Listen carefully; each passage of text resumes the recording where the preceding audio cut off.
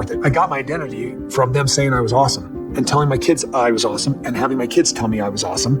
And now they're gone and they're saying that I'm a piece of trash. I don't blame them. I was saying they were a piece of trash. I was telling you that I didn't love them. It didn't work for a reason, and I tried to convince myself that I did this on purpose because I didn't love them. Just a friendly reminder, Kody still hasn't changed. I keep seeing people commend him for taking accountability and hoping that losing a child might be the wake-up call he needed. And believe me, I felt that tug too while watching his scenes. No parent should ever have to bury their child. Absolutely heartbreaking. But here's the thing. According to the family, Kody still doesn't have meaningful relationships with most of his other kids. If this tragedy didn't prompt him to fix those broken connections, then what exactly did he learn? Because from where I'm standing, all those teary-eyed what-ifs mean nothing when he hasn't lifted a finger to avoid repeating them with the children who are still here. It's been over a year since Garrison passed, and Kody still isn't in contact with many of his kids, aside from the ones he has with Robyn, of course. If losing a son didn't spark change, nothing will. I'm watching the new episode now, and honestly, it's tough to take him seriously. Hearing him say, "I didn't get a chance to make things right," like, no, you had the chance. You just didn't take it. Kody absolutely could have reached out to Garrison. He just chose not to. And let's not forget, if he had really changed, he would have agreed to a child support plan without Christine having to drag him to court. But instead, she had to call him what he's been acting like, a deadbeat dad.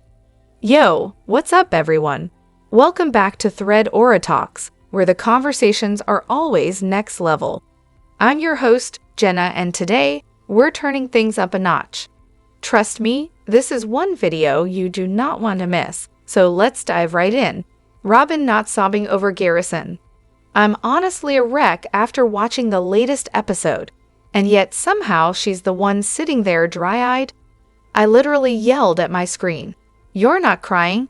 This is exactly the moment you're supposed to be crying. It's honestly appalling. Someone on YouTube nailed it.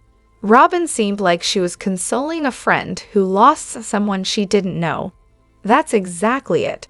Meanwhile, let's not forget this is the same woman who once stormed out of a confessional in full meltdown mode because she couldn't handle watching old family footage on an iPad. No one had even died. It was just about the divorce, and she acted like someone had ripped her heart out on national TV. Now contrast that with this. A young man she's been a stepmother to for years is gone, and all we get is that blank stare and awkward, stilted grief. Meanwhile, total strangers, people who've never even met Garrison, are grieving harder than she is. It's surreal, and yet, paradoxically, if she had been bawling and putting on the waterworks, I probably would have hurled my wine glass at the TV. There's just nothing she could have done in that episode that wouldn't have made me want to throttle her. Honestly, Robyn shouldn't have been included in this episode at all. Her overly manufactured reaction clashed so harshly with the raw, gut-wrenching grief of the OG3 that it almost felt insulting. Ironically, the most respectful thing she did was not fake cry, and even that felt like too little, too late. We've heard how all the adults found out. Well, all of them except Kody. Janelle, Christine, and Meri each shared how they got the news. Even Robyn chimed in with her version, but Kody? Radio silence. The only glimpse we got was Robyn's retelling of how he was told, third-hand, at best. No one mentioned who actually called him, which is odd, right? Makes you wonder if Kody refused to talk about it altogether. According to reports from last year, Gabe may have tried to call him, or had someone else do it, but Kody didn't pick up. Gabe and Janelle were with the police on the scene. Kody? Nowhere in sight. That might explain the gaping hole in the narrative when it comes to his side of the story. And Robyn? She was working in her office when she got the news. Translation: rearranging her doll collection while tragedy unfolded outside the playroom. I just finished the episode, and honestly, I'm torn up for all of them. Truly, especially for Kody. Kidding, I'm not. My heart breaks for the whole family, the crew, the friends, everyone. But that look in Kody's eyes, that pain, it is hard to watch. No matter what's happened in this family, no one deserves this. I hope they all find peace, genuinely. P.S. My best friend's brother died by suicide when we were young. I remember every second. That kind of grief doesn't go away. It just settles in. And as for who told Kody, I had a thought. Maybe Logan was involved, and they're not allowed to say his name on the show.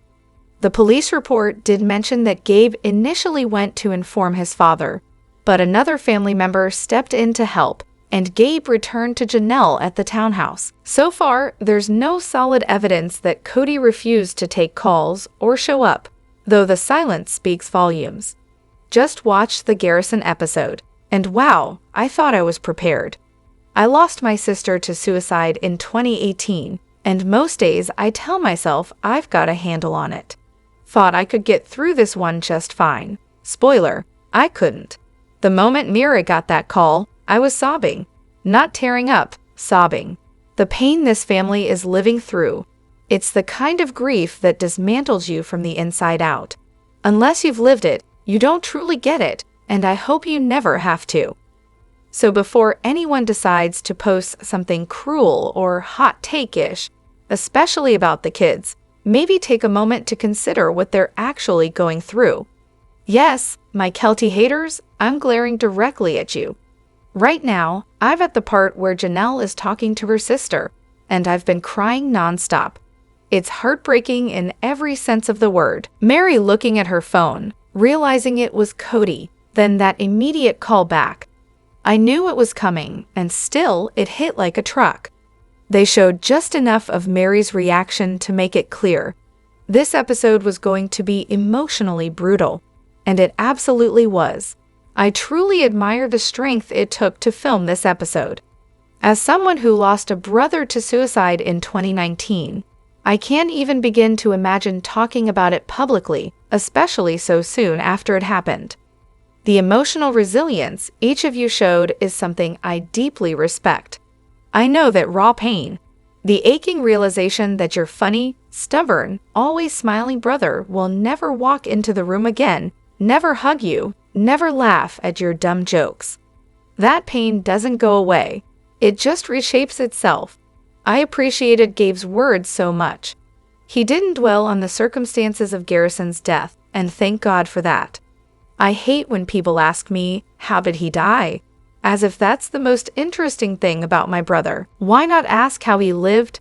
Why must the one thing you remember about him be, in my opinion, the worst decision he ever made? Gabe got it. He gave Garrison a voice beyond his death, and that meant everything. I saw the grief in Gabe's eyes, the grief of losing the person you assumed would always be there. The strength it took to speak like that? Unreal. Janelle's words also struck a chord. Her comments about staying busy mirrored my own mom's way of coping. She's absolutely right. It does help. But I also appreciated how Janelle didn't just hide in the business. She still lets herself feel the grief. That balance is so hard. Her honesty about Garrison's drinking was refreshing and brave. It's tough to acknowledge the flaws of someone we've lost, especially when the loss is so devastating. But pretending they were perfect doesn't make our love for them any more real. If anything, it makes them harder to relate to. Her openness reminded me he was human, and that's okay. Meri and Christine's emotions were raw and so real. You could see how deeply loved Garrison was. Christine speaking at his service? I couldn't have done that. What strength. And Meri, being present for Janelle, holding up those little, behind-the-scenes moments that no one sees. That's the glue people don't talk about enough. When time feels like it's frozen and speeding by all at once, just having someone there to bring food or sit beside you is no small thing. It's everything. Madison's presence was also meaningful. She showed that grief doesn't have one face. Some of us grieve privately. I do, and I've been criticized for it. But I saw myself in her, and it was validating. Just because you don't cry on camera doesn't mean your heart isn't breaking. And Kody's what ifs Yeah, been there. Still go there. When something like this happens, those questions haunt you. What if I'd said something different? What if I'd done more? You start wandering down that dark road of guilt and hypotheticals. Seeing someone else walk it too is oddly comforting. Eventually, you realize you don't have to keep going down that road. It leads nowhere, but knowing others have walked it makes you feel a little less alone. This episode was brutally hard to watch, but it also brought comfort. For those of us in this awful club, we never wanted to join. It's painful, it's isolating, and frankly, it's complete dog shit. But we're here now, and all we can do is live lives that would make our siblings, children, or loved ones proud. And yes, thank you, Janelle, for not blaming yourself. It's so easy to go there, to spiral in the guilt. But you did everything you could. You showed up. You offered help. You stayed in touch. He wasn't in a place to receive it. That's not on you. I'm proud of you for knowing that. It's a kind of strength that doesn't get enough credit. I'm furious with TLC and Puddle Monkey. Garrison and his legacy deserved the full 39 minutes of that episode, every single one. Instead, we get a bizarre subplot about a frisbee going over a fence. Seriously? That's what they thought was worthy of airtime during such a pivotal episode. It's infuriating, and honestly, I know I'm being irrational, but I can't help it. They had so many other, better options, more stories about Garrison, deeper interviews with his siblings, meaningful reflections. Anything would have been better than this disjointed mess. Why chop up something so important with filler? Anyone else feel the same? I get it. Starting the episode with Meri's interview might have felt abrupt. Maybe the idea was to show how normal life was just happening, and then everything changed. That sudden shift is part of the point.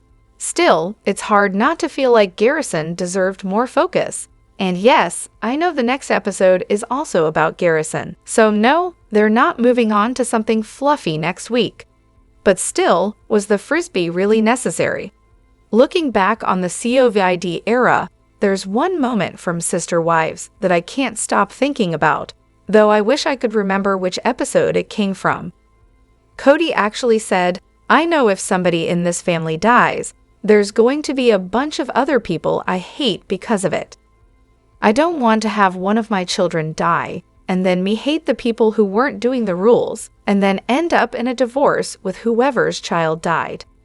That line has stuck with me, especially after a recent episode. It was the reason, according to him and Robyn, that the rules were so crucial. He was utterly consumed by resentment back then, but now I can't help but wonder, does he feel even a shred of resentment toward Robyn? Or is it all just conveniently forgotten? Because let's not forget, COVID came into their house first through the nanny. You know, the one no one could ever figure out what she actually did. And then, later, through the kids. Meanwhile, Kody had imposed these draconian rules, cutting himself off from the rest of the family, while apparently making exceptions for weddings and whatever else suited him. There's even that awkward fire pit scene where Janelle and Robyn are socially distancing, and Janelle mentions COVID kits being available.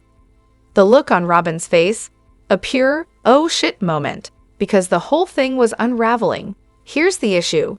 Kody didn't just go too far. He detonated the family over rules that he couldn't even be bothered to follow consistently. He never got vaccinated, which, regardless of your stance, at least would have given him some protection and possibly more flexibility.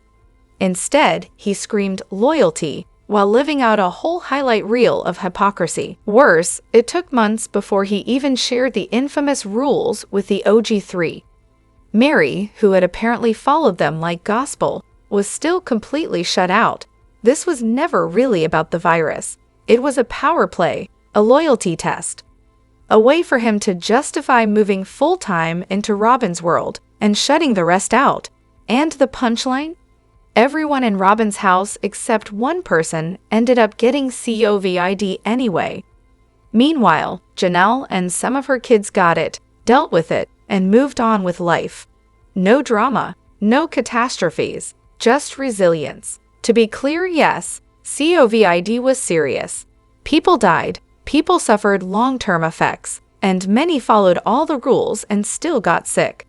But in this family, it became a tool, an excuse, and the fallout, the loneliness, the isolation, the emotional mess, is still echoing today.